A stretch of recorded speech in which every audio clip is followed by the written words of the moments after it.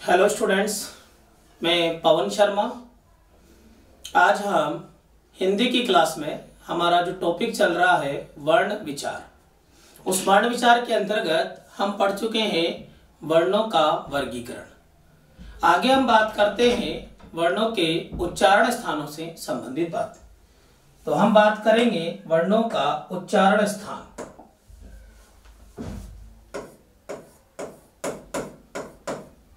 वर्णों के उच्चारण स्थान।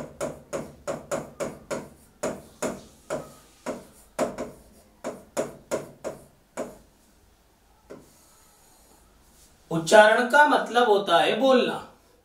तो हमारे मुख में कुछ भाग होते हैं, जैसे कंठ, तालु, मूर्धा, दंत, ओष्ठ।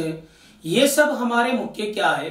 भाग है। इन भागों से वर्ण उच्चारित होता है, यानी कि जिन वर्णों को बोलने में किसी न किसी निश्चित एक उच्चारण स्थान की हमें आवश्यकता होती है, जहां से वो वर्ण बोला जाता है या उच्चारित होता है, उस स्थान को ही कहा जाता है उच्चारण स्थान। उच्चारण स्थानों की अगर हम बात करें तो उनको याद करने के लिए या उनको याद रखने के लिए कुछ सूत्र हैं। उन सूत्रों की सहायता से हम उच्चारण स्थानों को याद कर सकते हैं कि कौन सा वर्ण कहां से बोला जाता है। यहां पर देखिएगा, पहला सूत्र जो है वो क्या कहता है? अकुह विसर्जनीयानाम, अकुह विसर्जनीयानाम कंठः। पहला सूत्र है अकुह विसर्जनीयानाम कंठः। यह सूत्र क्या कह रहा है या किस किस वर्ण का उच्चारण स्थान बता रहा है, हम देखते हैं सूत्र में ही। सबसे पहले यहां पर लिखा हुआ है अ। क्या लिखा हुआ है? अ, यानी कि पहला वर्ण कौन सा है? अ है। इस अ का मतलब हमें लेना है अ और आ। दूसरा वर्ण यहां पर है कु। कौन सा वर्ण है? कु वर्ण है। तो इस कु का मतलब आपको याद रखना है क वर्ग, क ख ग घ ग, ये क वर्ग पूरा। इसके बाद में अगला वर्ण है ह और अगला लिखा हुआ है वी। यहां वी से मतलब नहीं लेना, हमें पढ़ना है विसर्ग। क्या होता है? विसर्ग। ये ध्वनियां जो है ये सब बोली जाती है कंठ से। कहां से बोली जाती है? कंठ से। अकुह विसर्जनीयानाम कंठः। इस सूत्र का क्या मतलब हुआ? अ का मतलब क्या है? अ आ। कु से क्या याद रखना है आपको? क वर्ग, फिर ह है और फिर विसर यानी विसर्ग। इन सब ध्वनियों का उच्चारण स्थान क्या है? कंठ है। यानी कि ये सब ध्वनियां कहां से बोली जाती हैं? कंठ से बोली जाती है। अगला सूत्र देखें, नंबर सेकंड सूत्र है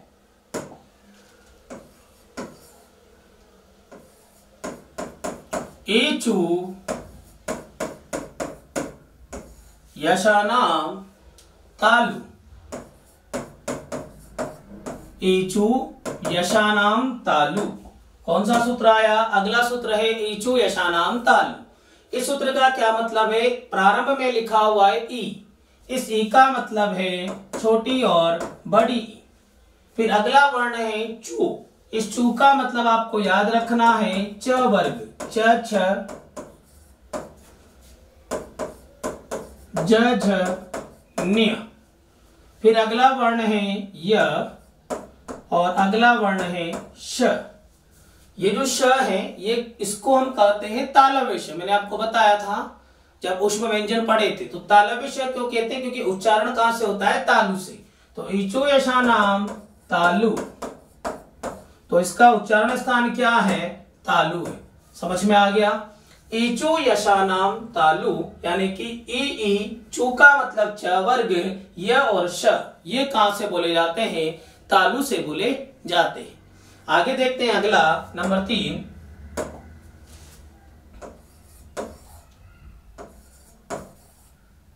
उपु पद्ये मानियानाम। उपपद्ये मानियानाम ओष्ठ। यानी कि जो कु वर्ण है, कौन सा वर्ण? उ वर्ण। ये कहां से बोला जाता है? इस उ का मतलब आपको याद रखना है ऋस्व और दीर्घ। इसके बाद में पू लिखा हुआ है, पू का मतलब होता है प वर्ग, प फ ब भ म। ये सब कहां से बोले जाएंगे? ओष्ठ से। ध्यान रखना, इनको बोलने में क्या काम आता है? ओठ काम में आता है। उपपद्ये मानयानाम ओष्ठ। उ का मतलब उ, पू का मतलब प वर्ग, और फिर एक उपपद्यमान भी होते हैं, लेकिन ये संस्कृत भाषा में होते हैं, क्योंकि ये सूत्र किसके हैं? संस्कृत भाषा के। ध्यान रखिएगा, ये सूत्र कौन सी भाषा के हैं? संस्कृत भाषा के। समझ में आ गया? तो यहाँ उ का मतलब प वर्ग, ये सब कहां से बोले जाएंगे? ओष्ठ से बोले जाते हैं। यहाँ समझ लीजिए तीनों ही। पहला सूत्र क्या था? अकुह विसर्जनीय नाम कंठ। इसका मतलब अ आ, क वर्ग, ह और विसर्ग, ये कहां से बोले जाते हैं? कंठ से। इचो ऐसा नाम तालु। ई चू का मतलब च वर्ग, य और श, ये कहां से बोले जाते हैं? तालु से। उपपद्ये मान्या नाम ओष्ठ। उ का मतलब है प वर्ग, ये कहां से बोले जाएंगे? ओष्ठ से। कंप्लीट। आगे हम बात करते हैं नंबर 4, ऋतु रसाणाम मूर्धा। ऋतु रसाणाम मूर्धा, इसका मतलब क्या है सूत्र का? यहां पर री का मतलब री, फिर आगे लिखा हुआ है टू। टू का मतलब ट वर्ग, ट ठ ड ढ ण, फिर लिखा हुआ है र, और फिर है स। ये जो वर्ण है ये कहां से बोले जाएंगे? मूर्धा से। कहां से बोले जाएंगे? मूर्धा से। इनका जो उच्चारण स्थान है वो है मूर्धा। कौन सा है? मूर्धा। ऋतु रसाणाम मूर्धा। री टू का मतलब है ट वर्ग, र और श, ये ध्वनियां कहां से बोली जाती है? मूर्धा से बोली जाती है। आगे हम बात करते हैं नंबर 5। नंबर 5 पर हम बात करें ऋतु लसानाम दंता। यहां पर ऋतु लसानाम दंता की हम बात करें तो यहां पर जो पहला वर्ण है वो है लृ। ध्यान रखना, लृ वर्ण जो है वो संस्कृत भाषा में प्रयोग में आता है, यानी संस्कृत में लृ एक स्वर है, लेकिन हम पढ़ रहे हैं हिंदी भाषा। हिंदी में लृ वर्ण नहीं होता है स्वर। तो हमारे काम का जो है वो कौन सा है? तू। तो तू का मतलब आपको याद रखना है त वर्ग, त थ द ध न, और अगला वर्ण है ल और स। ये सब कहां से बोले जाते हैं? दंत से। कहां से बोले जाते हैं? दंत से। ऋतु लसानाम दंता। तू का मतलब त वर्ग, ल और स, ये कहां से बोले जाते हैं? दंत से। यानी कि इनको बोलने में किसका प्रयोग होता है? दंत का। आगे बात करते हैं नंबर 6,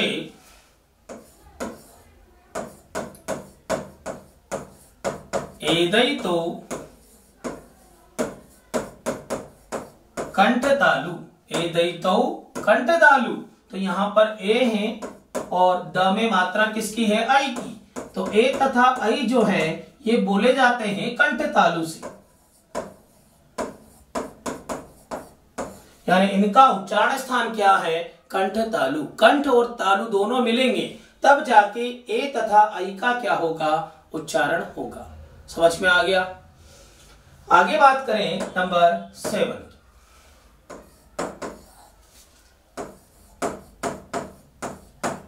ओदौतो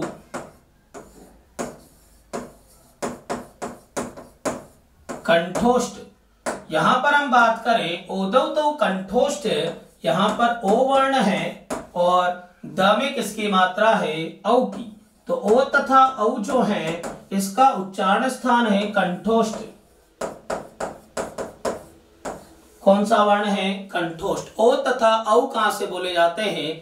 कंठोष्ठ से बोले जाते हैं, यानी कि कंठ और ओष्ठ दोनों मिलेंगे तब जाके किसका उच्चारण होगा? ओ तथा औ का। कंप्लीट। नंबर 8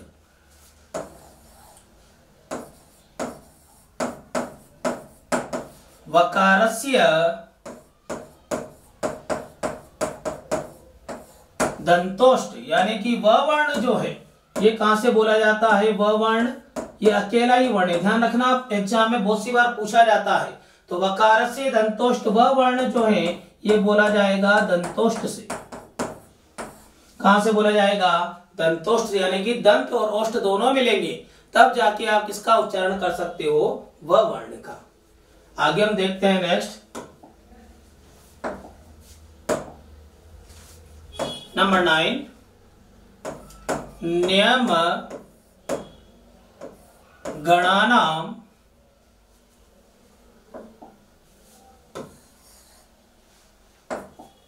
नंबर 9 नियम गणानाम नासिकाच। यहां समझिए, अब हम बात करें नियम गणानाम नासिकाच।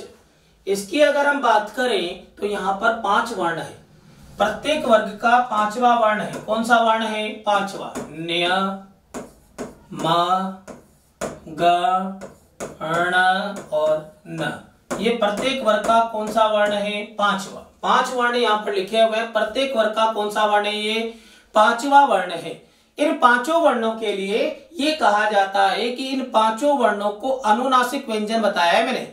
जब आपको स्पर्श व्यंजन पढ़ाए थे तब वहां पर बताया था कि ये क्या है, अनुनासिक व्यंजन है, यानी कि इनको बोलने में मुख के साथ साथ नासिका का भी प्रयोग होता है। मुख के साथ साथ जो वायु है वो कहां से निकलती है, नाक से भी निकलती है, यानी कि इन सबका उच्चारण स्थान नासिका भी है। क्या है उच्चारण स्थान, नासिका भी। इस चीज को समझिए। तो न्य जो है ये कहां से बोला जाता है, हम जानते हैं न्य का जो उच्चारण स्थान पहले वाले सूत्र में लिखाया है, ईचु यशानाम तालु। कौन सा लिखाया है, ईचु यशानाम तालु। हमने इस सूत्र लिखाया था, ईचु यशानाम तालु। यहां पर हम बात करें तो हमने पहला सूत्र जो पढ़ा था आपको पता होगा, यहाँ पर देख लें आप, ईचु यशानाम तालु ये लिखा हुआ है। तो यहाँ पर हमने देखा था कि जो न्य वर्ण है ये कहां पर आता है, च वर्ग में। कहां पर आता है, च वर्ग का 5वां वर्ण है, इस कारण इसका उच्चारण स्थान क्या है, तालु है। तो हम देखेंगे न्य का उच्चारण स्थान आपके पास है तालु। कौन सा है, तालु।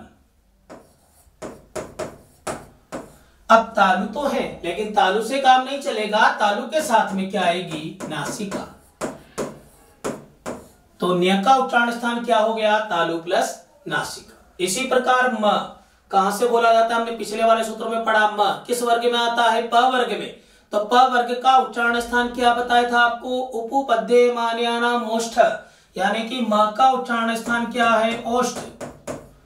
लेकिन ओष्ठ के साथ क्या आएगी, नासिका, ओष्ठ प्लस नासिका। इसी प्रकार ग कहां से बोला जाता है, कंठ से। तो फिर इसका आंसर क्या रहेगा, कंठ प्लस नासिका। अण कहां से बोला जाता है, मूर्धा से। ट वर्ग में आता है तो मूर्धा प्लस नासिका। इसी प्रकार न वर्ण कहां से बोला जाता है, दंत से। तो दंत प्लस नासिका। ये सभी जो 5 वर्ण है, यानी प्रत्येक वर्ग का जो 5वां वर्ण है, इसका उच्चारण स्थान है न्य, तालु प्लस नासिका, म ओष्ठ प्लस नासिका। कंप्लीट। तो यहां पर ध्यान रखिए, अब आपके सामने ये समस्या उत्पन्न हो गई, कंफ्यूजन हो गया होगा, मुझे पता है। अब हमें क्या करना है, तो प्रश्न में जो ऑप्शन आएंगे उसके अनुसार उत्तर देना है। जैसे पहले उदाहरण से हम समझते हैं, जैसे आपके सामने एग्जामिनर ने पूछा कि न्य वर्ण, कौन सा वर्ण, न्य वर्ण का उच्चारण स्थान है। अब न्य वर्ण का उच्चारण स्थान उसने पूछ लिया, लेकिन आपके सामने ऑप्शन कैसे है देखिएगा।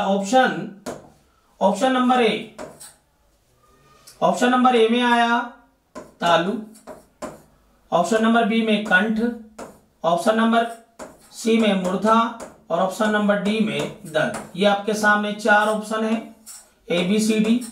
यहां हम बात करें तो यहां पर न्य वर्ण का उच्चारण स्थान पूछा है, तो इन ऑप्शन के अनुसार तो हमारा जो टिक जाएगा वो किस पर जाएगा, तालु पर। किस पर जाएगा, तालु पर। कि जो न्य वर्ण है वह कहां से उच्चारित होता है, तालु से। ऑप्शन के अनुसार चलना। तालु ऑप्शन में है तो क्या लगाना है, तालु लगाना है। लेकिन अगर ऑप्शन में इस तालु की जगह, जैसे हम ऑप्शन की बात करें, यहां से अगर इस ऑप्शन को हटा दिया जाए और इसकी जगह अगर ऑप्शन आ जाए आपके सामने नासिका,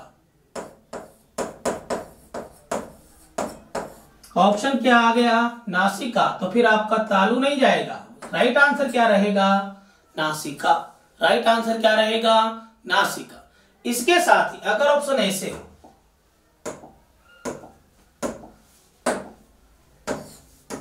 ऑप्शन देखिए, ऑप्शन अगर आपके सामने आ जाए कि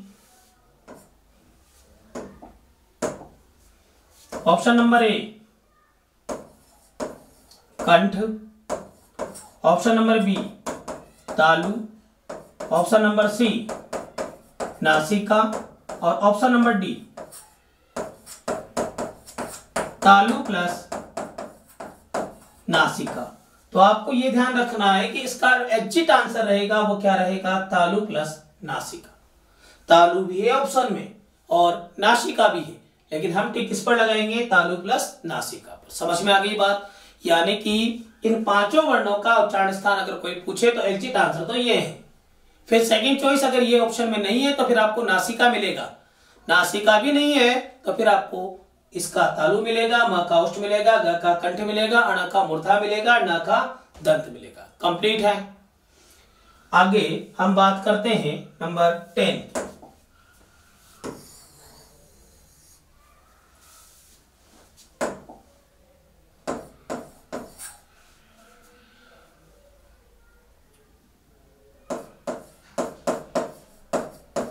नासिका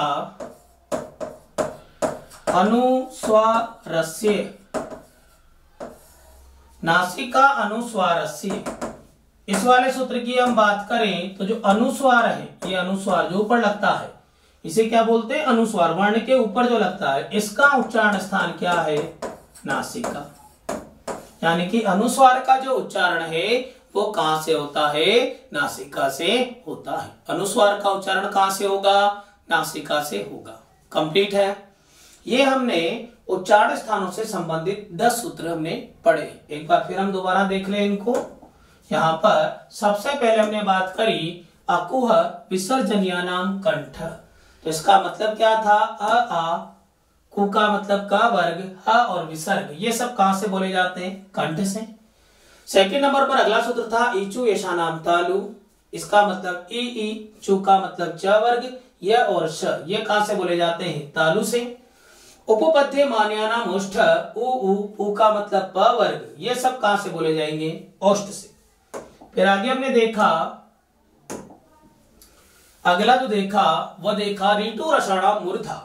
यहां पर री, टू का मतलब ट वर्ग, र और श, ये कहां से बोले जाते हैं, मूर्धा से बोले जाते हैं। ऋतु रसाणाम दंत, यहां पर री वर्ण हमें नहीं लिखना है, क्यों, क्योंकि ये संस्कृत भाषा में काम में आता है।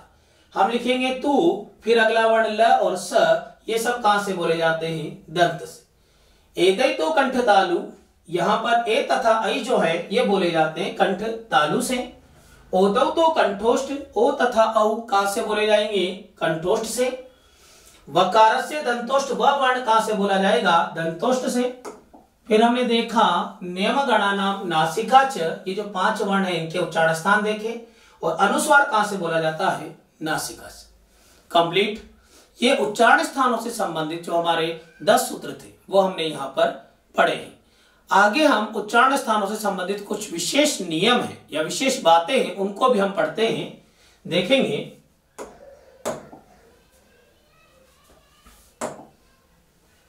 अगला है विशेष।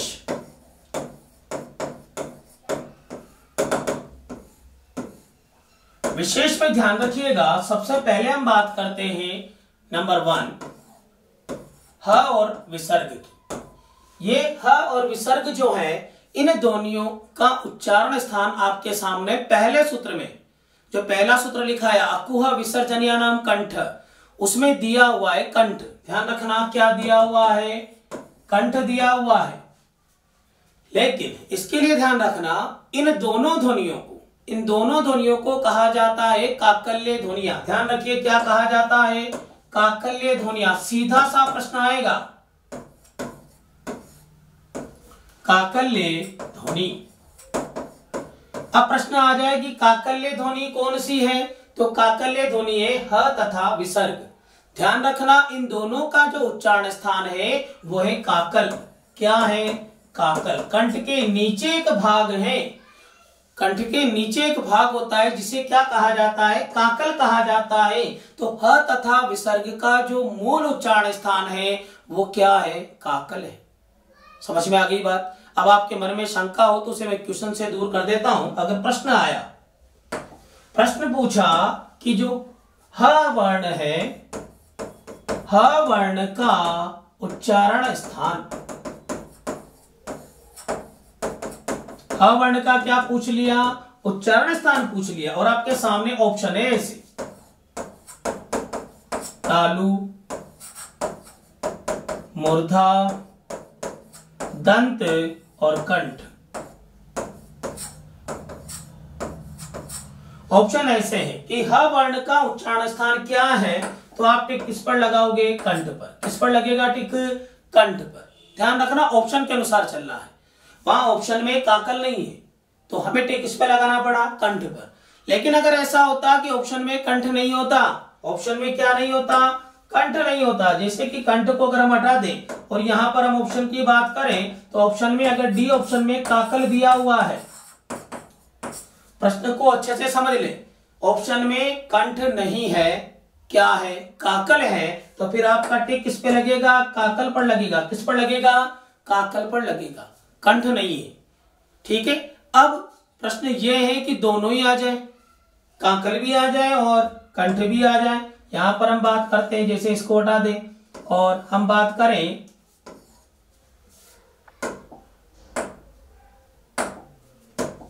जैसे बी ऑप्शन तो है आपका दंत और सी ऑप्शन है कंठ।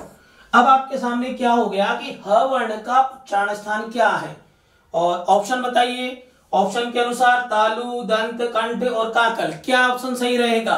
ध्यान रखना यहां पर जो ऑप्शन रहेगा वो रहेगा काकल। एग्जैक्ट आंसर क्या रहेगा, काकल रहेगा। यानी कि कंठ के नीचे जो भाग है काकल, वहां मूल रूप से ह तथा विसर्ग का क्या होता है, उच्चारण होता है। इस कारण इन ध्वनियों को क्या कहा जाता है, काकल्य ध्वनि। कौन सी ध्वनि कहा जाता है, काकल्य ध्वनि। समझ में आ गया।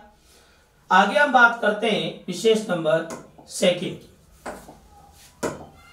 नंबर सेकंड में हम बात करें तो हमने एक वर्ण पढ़े थे, उत्सिक्त वर्ण, जो कितने हैं, 2 हैं। कौन कौन से उत्सिक्त वर्ण हैं, एक है ड और एक है ढ, जिनके नीचे क्या लगेगा, नुक्ता। क्या लगेगा, नुक्ता। ये जो ड और ढ वर्ण है, इनका उच्चारण स्थान नहीं लिखा है आपके पास। ध्यान रखना, ये ड ढ अलग है, जो स्पर्श व्यंजन में आते हैं वो अलग है और ये अलग है। तो इनका उच्चारण स्थान कोई पूछ ले तो इनका उच्चारण स्थान आपको याद रखना है मूर्धा। उत्सिक्त वर्ण ढ ढ का उच्चारण स्थान क्या होता है, मूर्धा होता है। कौन सा होता है, मूर्धा।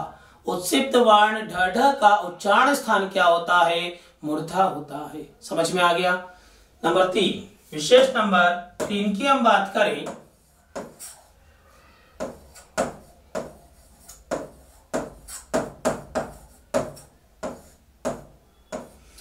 विशेष नंबर 3 में आते हैं संयुक्ताक्षर। संयुक्ताक्षर कितने हैं, 4 हैं। कौन कौन से हैं, श,